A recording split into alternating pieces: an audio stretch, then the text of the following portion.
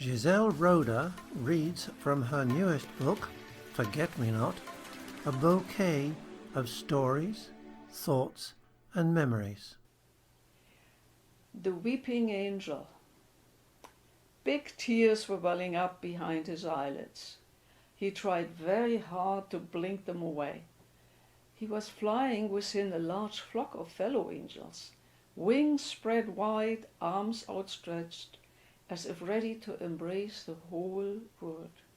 You see, this angel was new at angeling. He could not yet hide his feeling behind an angelic smile. He couldn't take his eyes off the planet Earth. There it was, hanging in the atmosphere, slowly, ever so slowly turning around and around. Because of this, our angel could see many different countries, many different people, and all were doing many different things.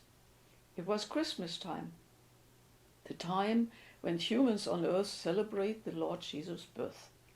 They did so in different ways in different countries, even on different dates. They do so every year, have done so for more than 2,000 years. Now, once again, they were singing of love and peace on earth. They were giving presents to each other and thinking more than usually of sharing with the less fortunate and helping the poor. Oh, our angel thought, there is so much trouble down there. The humans are trying to destroy each other and their beautiful blue planet in the process.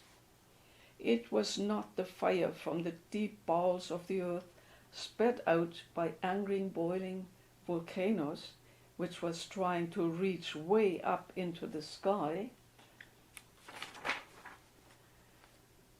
No, it was fire made by the humans to destroy other humans, burn each other's cities, and kill each other's people. They call it war. There seems to be war in many countries, on many continents.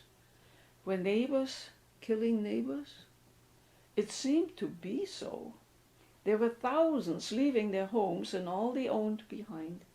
Our angel spotted a prison camp in the middle of nowhere. You couldn't escape from there. A high barbed wire fence was built around it anyway. Watchtowers were on the four corners, and several heavily clad soldiers on each tower with machine guns pointed to a group of shivering men in the middle of a square. Many had no shoes, just old rags wrapped around frostbitten feet. A warmly dressed commander stood before them. A huge flag on the pole beside him did not move. It was twilight, the time between the parting day and the rapidly approaching night. Frost crackled in the air. The breath of the men coming like tiny puffs of smoke, suspended over and around each of them. What an eerie scene, useless in the big picture of history, but already part of it. Wait, what was that? Sounds of music? Was that a sound coming from a single shy voice in the wintry night air? The sound got louder, stronger, steadier, as all the men in the middle of the square joined in, despite the warning shots fired, bouncing off the hard, frozen earth. Loud and clear it rang up to the sky. Silent night, holy night, all is calm, all is bright. The flock of angels slowed their flight, even descended a little. They were allowed to do that if they saw something unusual, you know. A magical night it was. A wondrous feeling was evoked by this chorus of men in the middle of nowhere, kept in a camp from which there was no escape, even if the barbed wire fence and the guns were not in place. Is there still a chance for peace on earth? Maybe, maybe not. Maybe all isn't lost yet, thought our angel.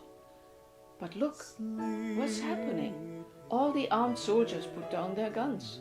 They joined the singing in a strange guttural language. As our flock of angels moved on, they saw and heard it happen in many countries as they passed over the slowly, ever so slowly turning planet Earth. The tears behind our angel's eyelids welled up mightily. No blinking them away anymore. Large and hot, they silently rolled over his cheeks and dripped down into the frosty air below. They froze to tiny icicles, falling, falling and falling until they reached warmer air, melted slightly, changed their shape, and turned into snowflakes. They drifted down to planet Earth, a few at first, then more and more and still more. You see, all the angels had started weeping, just as all the men had joined the singing in all those languages. It only took one to take courage. The angels flapped their wings to keep themselves steady in the air.